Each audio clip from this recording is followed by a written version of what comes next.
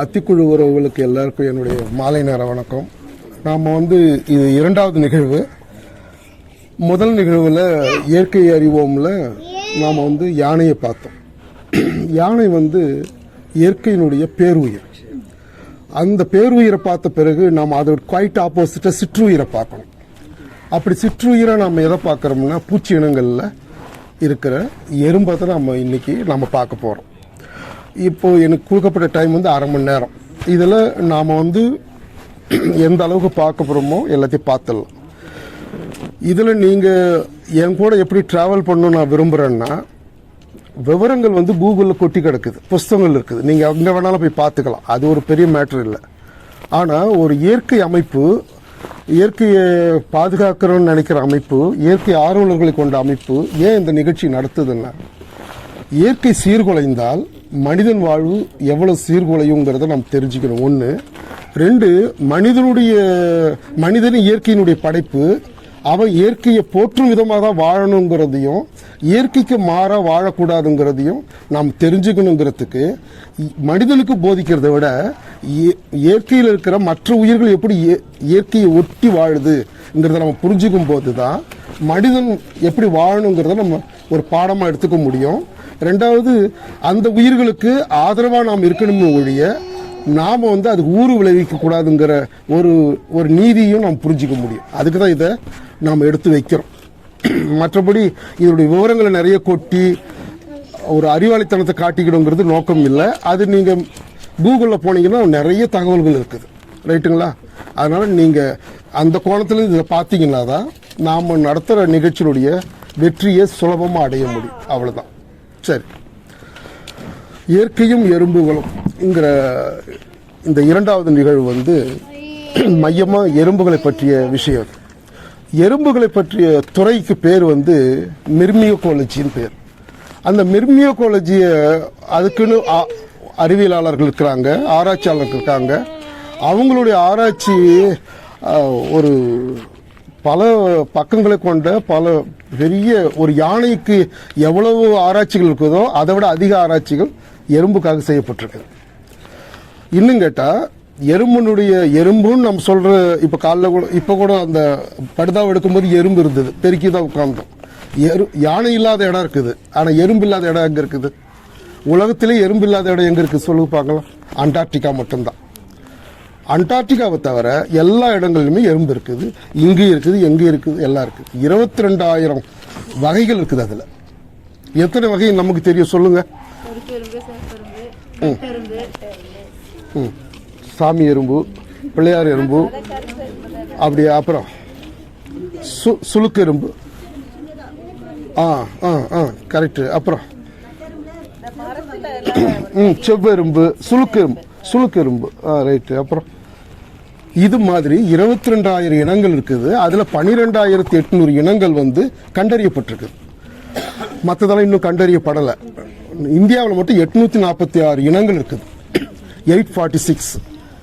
அந்த 846 இனங்களில் 342 இனங்கள் நம்ம இந்தியாவுக்கு மட்டுமே உண்டு, வேற எந்த நாடுகள்லையும் கிடையாது. இவ்வளவு விவரங்கள் அதில் ஏன் சொல்கிறோம்னா, உலகத்தில் இருக்கிற உயிர்களை எல்லாம் ஒரு தராசு தட்டில் ஏற்றணும்னா 100 கிலோ வருதுன்னு வச்சுக்கோங்க உதாரணத்துக்கு. அதில் 15 கிலோ எறும்புகளுடைய இடம் மட்டும்ன்றாங்க. அப்படின்னா என்ன அர்த்தம்னா, ஒரு மனிதனுக்கு சராசரியாக 10 லட்சம் எறும்பு இருக்குதான் உலக உயிர்களுடைய தொகையில். ஏன் அந்த எறும்புகளை பொறுத்த வரைக்கும் ஒரு கூட்டுக்குழு வாழ்க்கை, சமூக வாழ்க்கை வாழுது. அது தனித்தனியாக வாழாது. எப்படி யானைகளை பற்றி பார்த்தோம் இல்லைங்களா? பாட்டி யானை வழி நடத்தும், அது கூட அம்மா யானை, அது கூட அப்பா யானை, பேர பேத்தி எல்லாம் சேர்ந்து தான் இருக்கும். அதே மாதிரி எறும்புகள் கூட குழுவாக தான் இயங்கும். அந்த குழுவில் ஒரு புத்துல 12 எறும்புகள் இருந்து 50 லட்சம் எறும்புகள் வரைக்கும் இருக்கும். புரியுங்களா? அது கணக்கிட்டுருக்காங்க. சூப்பர் காலனின்னு பேர் அதுக்கு. 50 லட்சம் எறும்புகளுக்கு மேலே இருந்ததுன்னா சூப்பர் காலனின்னு சொல்கிறாங்க. அப்போ அந்த எறும்புகள் அது நீங்கள் ஏற்கனவே நிறைய பார்த்துருக்கிறதால அதில் அனாட்டமிகள் ரொம்ப 3 பகுதிகளாக கொண்டிருக்கும், 6 கால்களை கொண்டிருக்கும். அது முட்டை ஒரு நீள் வட்ட வடிவில் இருக்கும். அது தலையில் சுமந்துக்கிட்டு போகிறத பார்த்துருக்கீங்களா யாராவது? எறும்புகள். அதுக்கு ஒரு பழமொழி இருக்குது, எறும்பு தன் முட்டையை திட்டை நோக்கி, திட்டின மேடு நோக்கி கொண்டு சென்றால் மழை வரும்னு ஒரு பழமொழி இருக்கு. அதை வச்சுக்கிட்டே விவசாயிகள் மழை வரப்போகுதுன்னு சொல்லுவாங்க. புரியுங்களா? அப்போ பூகம்பம் வருவது, மழை வருவது எல்லாமே எறும்புகளுக்கு அதிர்வுகள் மூலமா தெரிய வருதுன்னு சொல்றாங்க. அப்போ எறும்புகளை பொறுத்த வரைக்கும் அதனுடைய முதல் பருவம் முட்டையிலிருந்து ஒரு புழு, லார்வா, அதுக்கப்புறம் அது ஒரு கூட்டுப்புழு, அப்புறமா ஒரு எறும்பை பொறுத்த வரைக்கும் ரொம்ப முக்கியமானது 2 ஆண்டனாஸ். அதை வச்சு தான் அவர் பரிமாறுவார் தகவல்களை. இன்னொரு எறும்பை பார்த்தாருன்னா ரெண்டு அந்த ஆண்டனம் தொட்டு நீ யாரு, பாஸ்போர்ட் இருக்குதா, நீ எந்த ஊர், எல்லாத்தையும் விசாரிக்கும். அப்படி விசாரிக்கிறதுக்கு அதுக்கிட்ட ஒரே ஒரு எக்ஸாமின் கருவி இருக்குது. அது என்னன்னா பொரோமின் அப்படின்னு சொல்ற ஒரு வேதி சுரப்பு, அது பேக்கில் சுரக்கும். அந்த சுரப்பி தான் அது போகிற வழியெல்லாம் அப்படியே கோடு போல், அது நமக்கு தெரியாது, போட்டுக்கிட்டு போயிடும். தீனி இருக்கிற இடத்துல போய் பார்த்துட்டு அங்கே இருந்துட்டு அது சொல்லும். இது ஏற்கனவே விட்டுட்டு வந்த வழியில் அந்த படையை கூட்டும் போய் அந்த உணவை எடுத்துட்டு மறுபடியும் புத்துக்கு வரும். அந்த வேதி சுரப்பு இல்லைன்னா, அந்த 2 ஆண்டனா இல்லைன்னா எறும்பால வாழ முடியாது. எந்த ஒரு எறும்பாவது அந்த புத்திலிருந்து தனிமைப்படுத்தப்பட்டு விட்டால், உதாரணமாக நம்ம பைக்கில் ஏறிடுச்சு தெரியாம, நான் டி நகரில் போய் விட்டுறேன். இப்போ டி நகரில் இருக்கிற புத்துல போய் சேரணும்ல, சேர முடியாது. அதனுடைய புத்துல மட்டும்தான் அது சிட்டிசன்ஷிப்பாக இருக்க முடியும். வேற எந்த புத்திலும் சிட்டிசன்ஷிப்பு வழங்கப்பட மாட்டாது. அப்படி வழங்கப்படலைன்னா அந்த எறும்பு தனியாக தான் திரியணும். திரிஞ்ச 5வது நாள் 6வது நாள் அதனுடைய வேதி சுரப்பு நின்றுடும். மறுபடியும் அதனுடைய புத்துக்கு வந்தா கூட அந்த வேதி சுரப்பு இல்லாததால அந்த புத்து ஏத்துக்காது. அப்ப அந்த வேதி சுரப்பு இல்லாத எறும்பு தனியாக தான் அலைஞ்சு சாகணும். அது எதுலையும் சேராது. இது ஒண்ணு. இன்னொரு புத்து எறும்பு இன்னொரு புத்துக்குள்ள போக முடியாது. புரியுங்களா? மனிதன் ஜாதி பார்க்கறான், இனம் பார்க்கறான்னு சொல்றோம்ல, இதுல இயற்கையில் இருக்க உயிர்களுக்கு ரொம்ப ஷார்ப்பா இருக்கும். ஏற்கனவே பார்த்தோம் இல்லையா, 2 ஆண் யானைகள்ல கொம்பு முளைக்கலன்னா மக்னா எலும்பு. அந்த மக்னா யானையை எந்த கூட்டமும் சேர்த்துக்காது, ஆணும் சேர்த்துக்காது, பெண்ணும் சேர்த்துக்காதுன்னு போன தடவை பார்த்தோம். அதே மாதிரி இதுல வேதி சுரப்பு இல்லைன்னா அந்த எறும்பை யாருமே சேர்த்துக்க மாட்டாங்க. அப்போ அந்த புத்தனுடைய வேதி சுரப்பு வேற, இந்த புத்தனுடைய வேதி சுரப்பு வேற. அது கிட்ட வரும்போது கண்டுபிடிச்சிடும், உடனே விரட்டி அடிச்சிடும். சரி, வேதி சுரப்பு இல்ல, தனியா அலையுது. அப்ப அது என்ன பண்ணும்? ஒருவேளை அது பலசாலியா இருந்ததுன்னா நேரம் ஒரு புத்துக்குள்ள நுழையும். வரவங்களெல்லாம் எம்ஜிஆர் பாணி அல்லது ரஜினி பாணியில் அடிச்சு துவைச்சிட்டு உள்ள போய் அங்க இருக்கிற முட்டைகளை அள்ளிக்கிட்டு, முட்டை, லார்வா அதெல்லாம் அள்ளி எவ்வளவு முடியுமோ எடுத்துக்கிட்டு வேக வேகமா வெளியே வந்து அதுக்குன்னு இருக்கிற ஒரு வாழை இடத்துல வச்சு அதை முட்டை பொறுக்கி வச்சு அடிமைகளை மாத்திக்கும். அது ஒரு காலனி உருவாக்கும். மனுஷன் என்னென்ன பண்றானோ அதெல்லாம் அது பண்ணும்.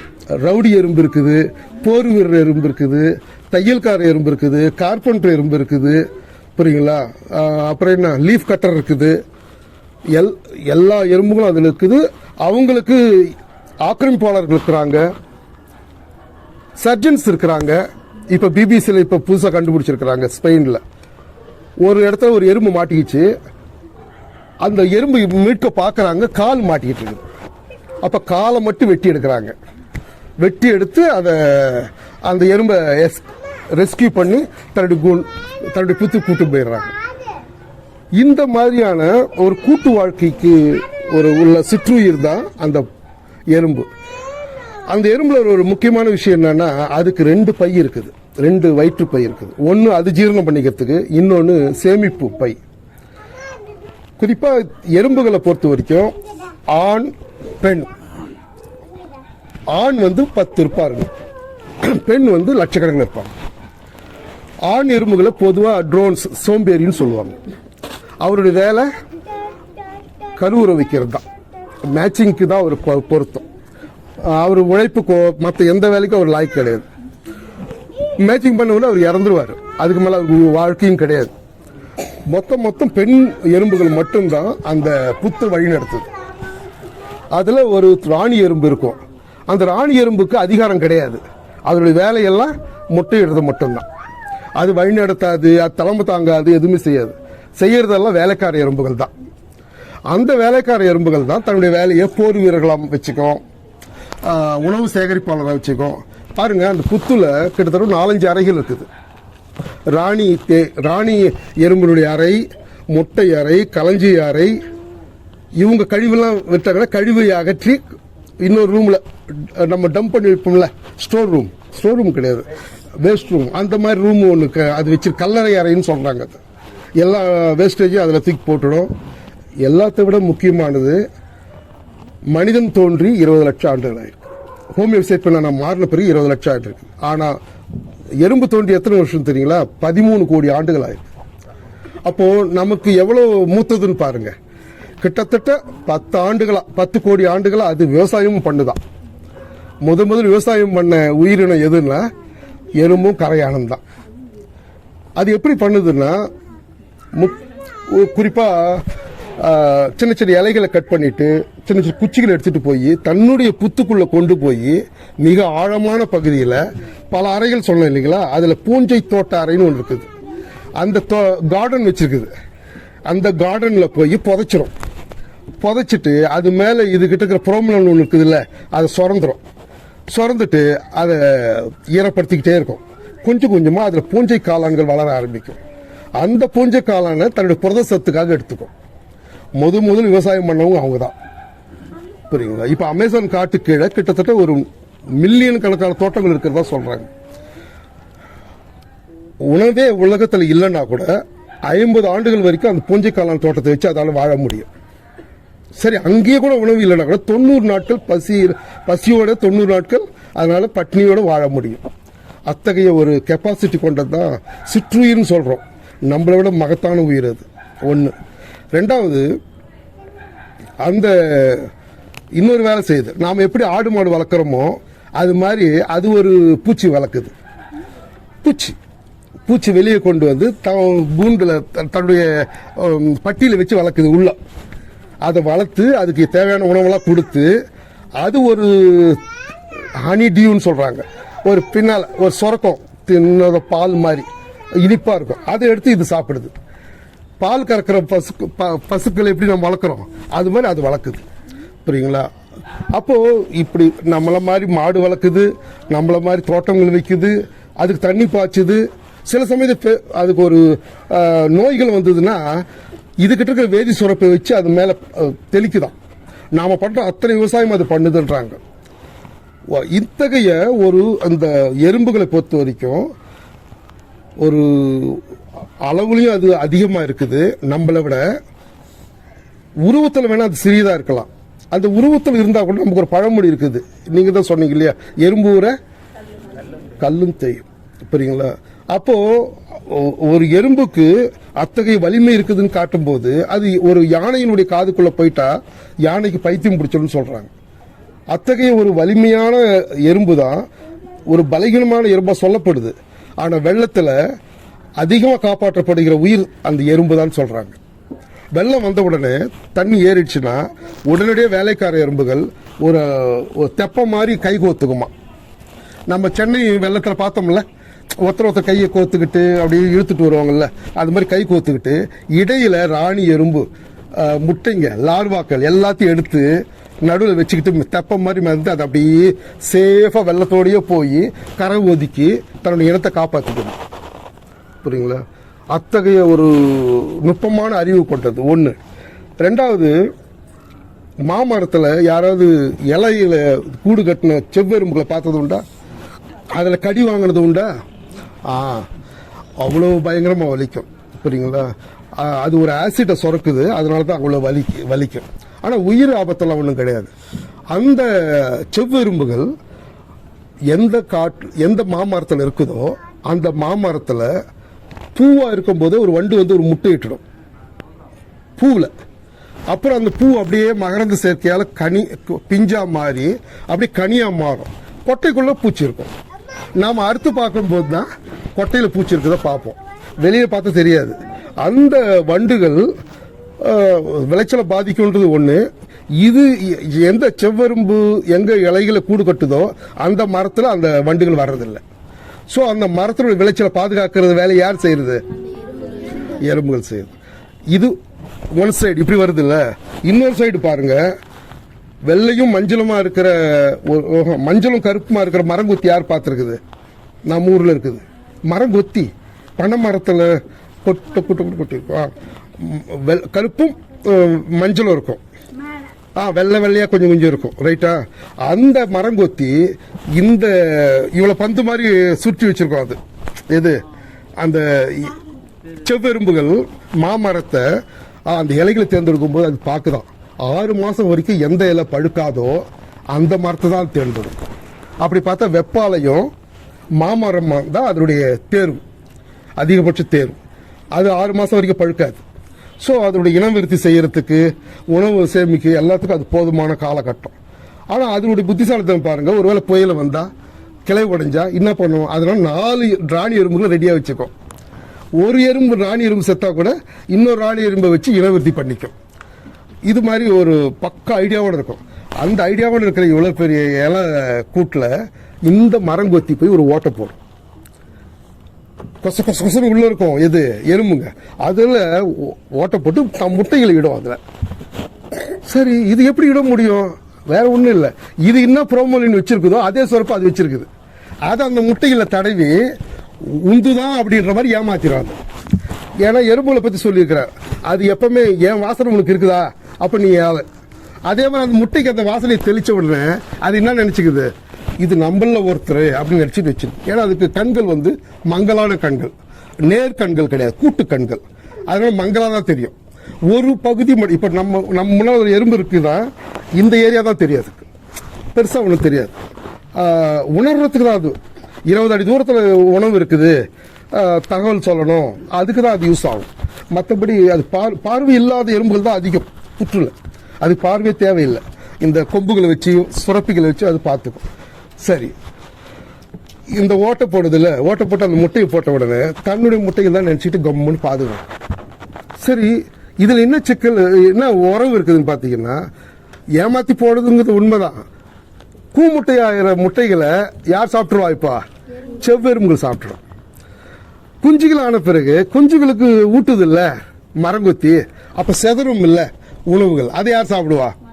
எறும்புகள் சாப்பிடும். அப்போ கூமுட்டையா இருக்கிற முட்டைகளை சாப்பிடும், அதுக்கு வைக்கிற தீனியை சாப்பிடும். இதுக்கு பதிலாக குஞ்சா பொறிச்ச உடனே அந்த குஞ்சு எறும்புகளுடைய லார்வாக்களை சாப்பிட ஆரம்பிக்கும். அப்போ ஒண்ணுக்குள்ள ஒண்ணு, இது தன்னை உணவா எடுத்துக்கும், அது அதை உணவா எடுத்துக்கும். எல்லாம் ஓரளவுக்கு ரெக்க முளைச்ச உடனே அந்த கூட்டை விட்டு அது பறந்து போயிடும். அது இது மாதிரி ஒரு ஒத்த ஒரு இயற்கை அமைவு அங்கே இருக்கும். இதே தான் மரங்களில் பார்த்தீங்கன்னா, எங்கேயாவது மரங்கள் பார்த்தீங்கன்னா மரங்களுக்கு கீழே எறும்புகள் புத்து கட்டியிருக்கும். அந்த புத்து எதுக்குன்னா, அந்த வேர்களுக்கு நீர் போவதுக்கும் காற்று போவதற்கும் அது நல்லா உதவும். 20 அடி வரைக்கும் நிலத்தை புரட்டக்கூடிய ஒரு விவசாயி எறும்புன்னு சொல்றாங்க. அப்போ அது அது புரட்டுறதால வேதிப்பொருட்கள் மட்டும் இல்லை, நல்ல உரங்கள் கூட இடம் பெயருது. பல இடங்கள் வறட்சியா இருக்கிற இடங்கள் கூட செழிப்பாகிறதுக்கு அதனுடைய புத்துடைய தன்மை தான் காரணம்ன்றாங்க. அப்போ அந்த மரம் என்ன பண்ணுது, ஒரு தேங்க்ஸ் சொல்றதுக்காக அது ஒரு வெள்ளை நிற பாலை சுரக்கும். அது எறும்புகளுடைய தீனி, அதை போய் சாப்பிடும். சரி, இவ்வளவு செய்த நமக்குன்னு சொல்லிட்டு அது என்ன பண்ணும், பட்டைகளில் போய் பூந்திருக்கிற மாவு பூச்சிகளை அழிச்சு தின்னுடும். ஆக இது அதுக்கு உதவுது, அது இதுக்கு உதவும். கியூபால் என்ன பண்றாங்க, பெஸ்டிசைட்ஸ் அங்கே அடிக்கிறது இல்லை, உரப்பூச்சிகள்லாம் ரசாயனங்கள் அடிக்கிறது இல்லை, பதிலுக்கு இனிப்பு கரைசலை கரைச்சி வயல்களில் தெளிச்சு விட்டுறாங்க. அப்போ அதுல உப்பும் சர்க்கரையும் வச்சா எது இருக்கும்? எறும்புகளை. அதே மாதிரி தான் அந்த இனிப்பு கரைசல் போட்ட உடனே நிறைய எறும்புகள் வரும். அந்த எறும்புகள் ஒரு நிமிடத்திற்கு 45 பூச்சிகளை பிடிக்கதான் ஒரு எறும்பு. அந்த அளவுக்கு மிக ஃபாஸ்டா பயிர்களை தாக்கக்கூடிய பூச்சினங்களை அது அழிக்குதுன்னு சொல்றாங்க. அப்போ எறும்புகளை வச்சு உரம் போடாமையே ரசாயனத்தை தெளிக்காமையே பயிர்களுக்கு வர நோய்களை தடுக்க முடியும்னு கியூபால கண்டுபிடிச்சிருக்கிறாங்க. இத்தகைய ஒரு அது அது இயற்கைக்கு நண்பனாகவும் இருக்குது, இயற்கையிலிருந்து தனக்கு தேவையானது எடுத்துக்குது. இந்த ரெண்டுத்தையும் நாம பார்க்கணும். இதுல மனிதன் எங்கேயுமே எடுத்துக்கிறான் வழி அவன் கொடுக்கறது இல்லை.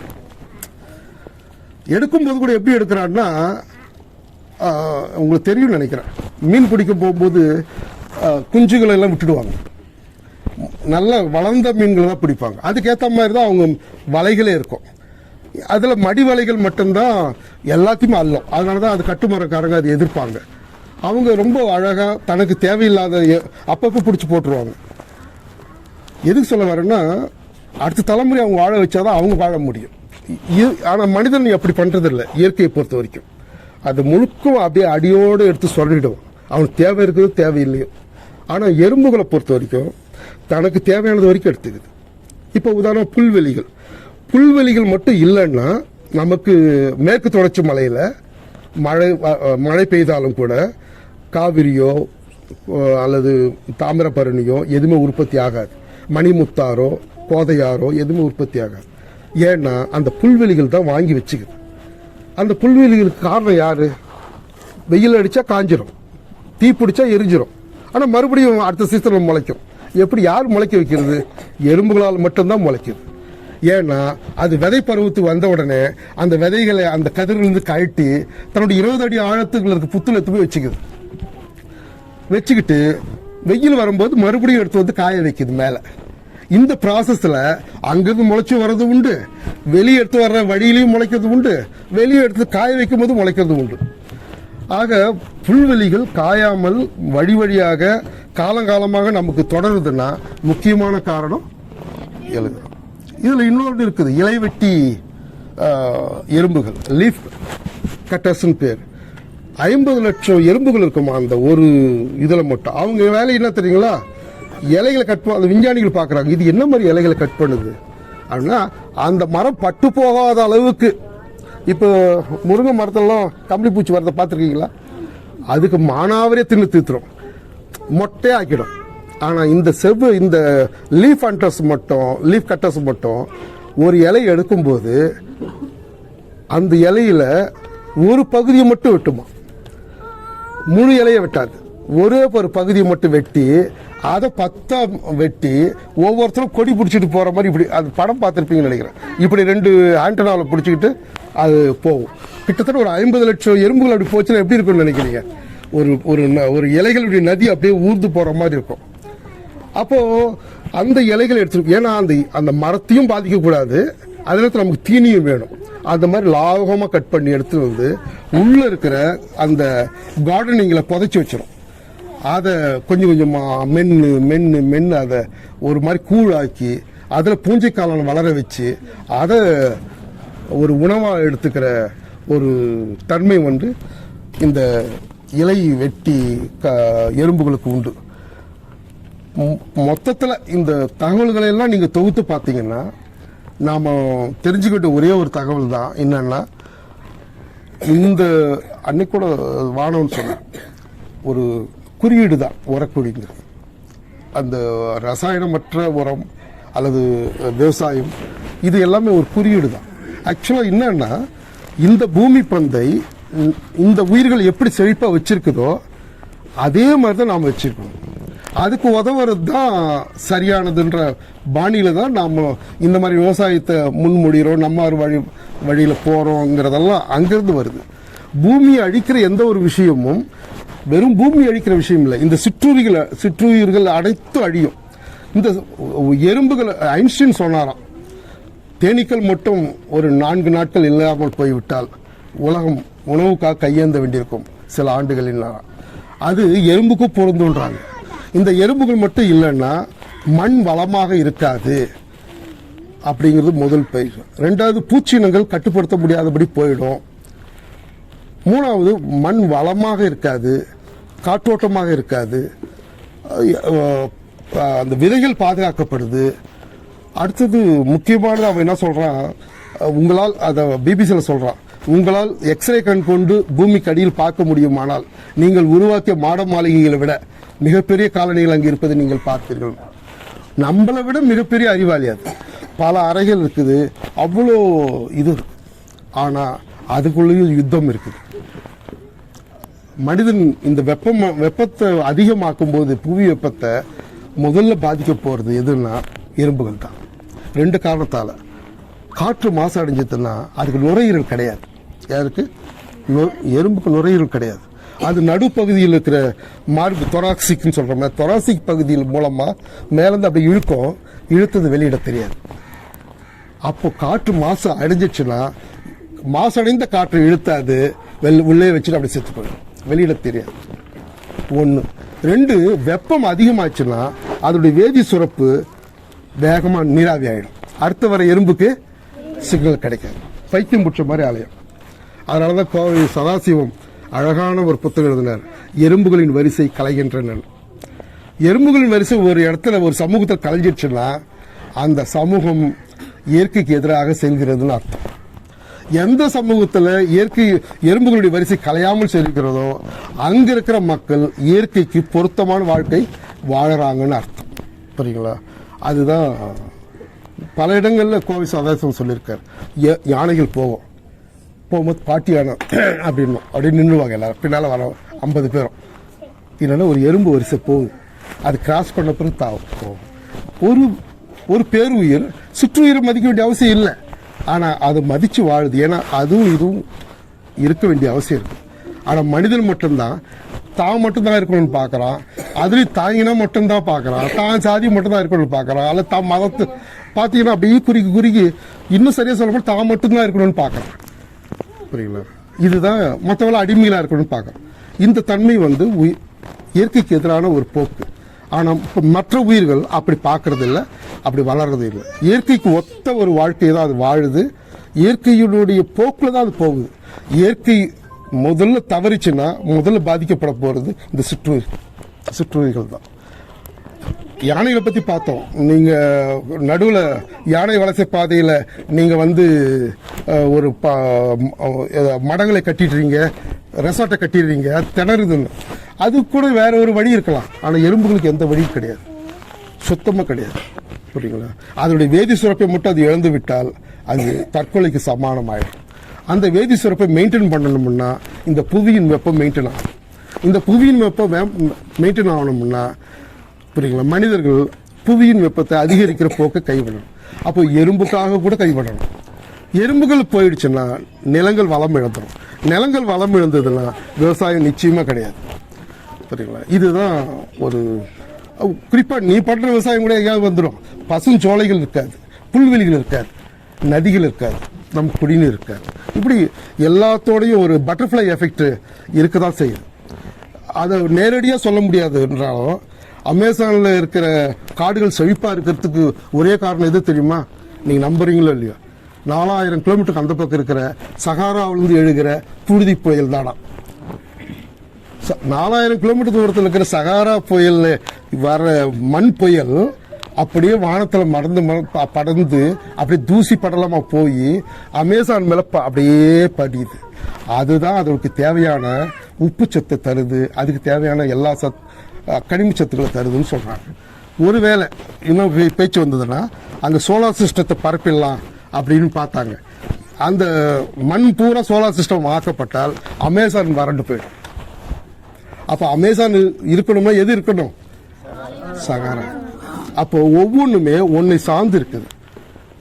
ஒன்று நீங்கள் அழிச்சிட்டிங்கன்னா அதை சார்ந்து நிற்கிற இன்னொன்று போயிடும். புரியுங்களா? அவ்வளோதான். மனிதர்களே பார்க்கலாம். காலிங் பெல் வந்தது, யார் போயிட்டா? பியூன் போயிட்டா. புரியல? இன்டர்காம் வந்தது, அதை ஒட்டி வர்றவங்க போயிட்டான். மின்சு மிஸ்திரி வந்தது, பங்கா இழுக்கிற ஆள் போயிட்டான். வேகமாக கரைஞ்சிருவாங்க. கம்ப்யூட்டர் வந்தது, டைப்ரைட்டர் கிடையாது. இதே தான் இயற்கையிலும் ஒன்று சார்ந்து நிற்கிற ஒன்று போச்சுன்னா அது சார்ந்து நிற்கிற இன்னொன்று போயிடும். அது தகவமைக்க முடியும், ஆனால் தகவமைக்கிறது பல நாள் ஆகும். ஆக இந்த இயற்கை அறிவோம்ல நாம் ஒவ்வொரு உயிராக நாம் ஏன் பார்க்குறோம்னா எல்லா உயிர்களுமே நீங்கள் பார்த்தீங்கன்னா இயற்கையை புரிந்து கொண்டு வாழ்கின்றன.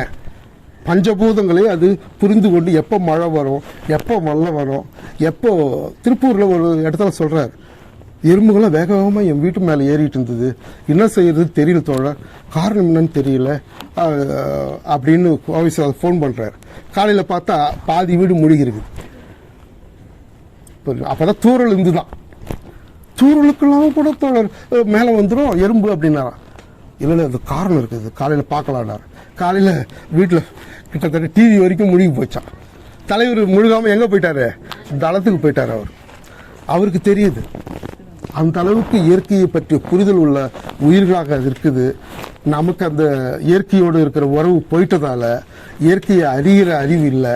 இந்த மாதிரி வகுப்புகள் நடத்தி நாம தான் இயற்கையினுடைய புதல்கள் நாமவும் அது மாதிரி தான் நாமளும் வாழணும்னு சொல்ல வேண்டிய அவலத்துக்கு ஆளாயிட்டோம். இருந்தா கூட இதை புரிஞ்சுக்கும் போது எறும்பு நசுக்காத யானைக்கு தீ அந்த அர்த்தத்தில் பேசலை. அதெல்லாம் ஒரு மனிதாபிமானம் காரணியமாக இருக்கட்டும். ஆனால் முக்கியமான அந்த மெக்கானிசத்தை புரிஞ்சுக்கணும். இது ஒன்றை ஒன்று சார்ந்து நிற்கிற பல்லுயிர் பல்கி பெருகி ஓம்புகிற ஒரு உலகம் இது. இதில் எங்கேயாவது ஒருத்தருடைய சுயநலத்தால் நீங்கள் கை வச்சிங்கன்னா மற்ற உயிர்கள் எல்லாம் தன்னுடைய வாழ்நாளை இழந்துவிடும். அது உலகத்தை கடந்த காலமாக மாற்றிவிடும். இதை புரிஞ்சுக்கணுங்கிறது தான் இந்த உரையின் நோக்கம். நன்றி, வணக்கம்.